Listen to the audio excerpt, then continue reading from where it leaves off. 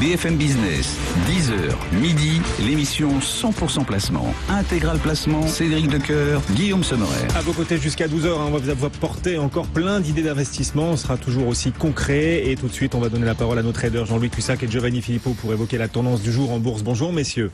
Bonjour tout le monde. Bonjour à tous. Jean-Louis Cussac pour Perceval Finance Conseil et Giovanni Filippo pour Bourse Direct. Messieurs, donc un CAC 40 toujours très timoré après la forte baisse d'hier. Toute petite hausse, mais vraiment infime aujourd'hui, plus 0,3%.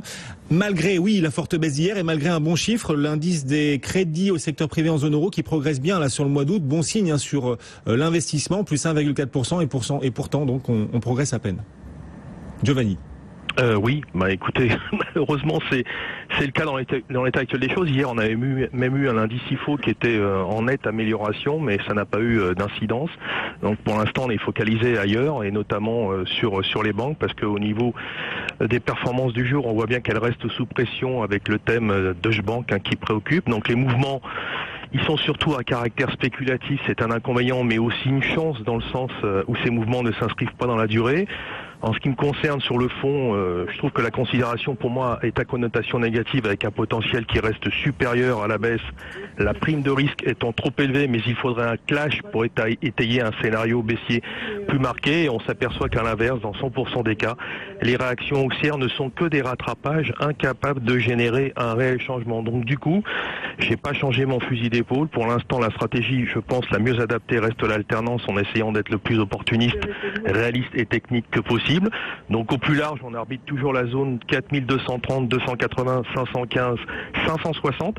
Et pour la journée, j'ai une préférence à la baisse, donc vendeur sous 450, 435 pour viser 380, puis 4360, voire 4325 si affinité, avec un stop au-dessus de 4470 pour être précis. Une stratégie qui reste ultra prudente, même esprit, Jean-Louis Cussac, quand on voit que le CAC a du mal à rebondir malgré ce bon chiffre des crédits au secteur privé en zone euro au mois d'août, on se dit que le potentiel à la hausse est vraiment épuisé désormais. Même esprit, alors vraiment épuisé, il y a longtemps que je le répète, à chaque fois qu'on monte, c'est là où il faut se poser surtout la question.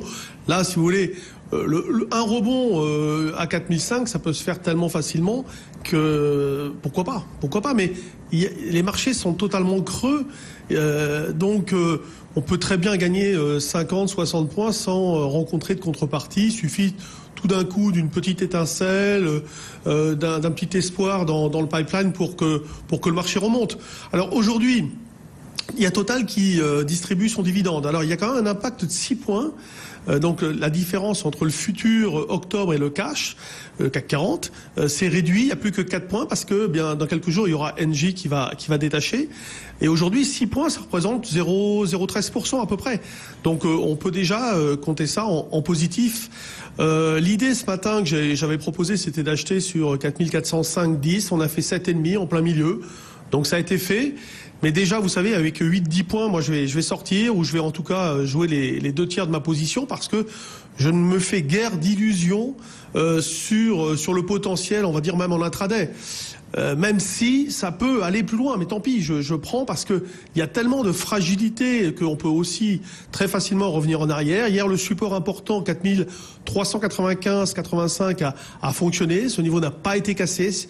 Donc c'est un niveau à surveiller de près. Si on le casse, vous voyez, il y aurait une nouvelle petite phase de dégradation qui nous amènerait assez facilement vers 4330, 4320. Bon, le message général, c'est toujours le même, de très très grande hésitation. Vous voyez, ce matin, Orange, recommandé par, je sais plus, Crédit Suisse, je crois. Il passe à surpondérer. Voilà, ils y vont, 2,5 de hausse. Tout à l'heure, une des personnes qui est passée.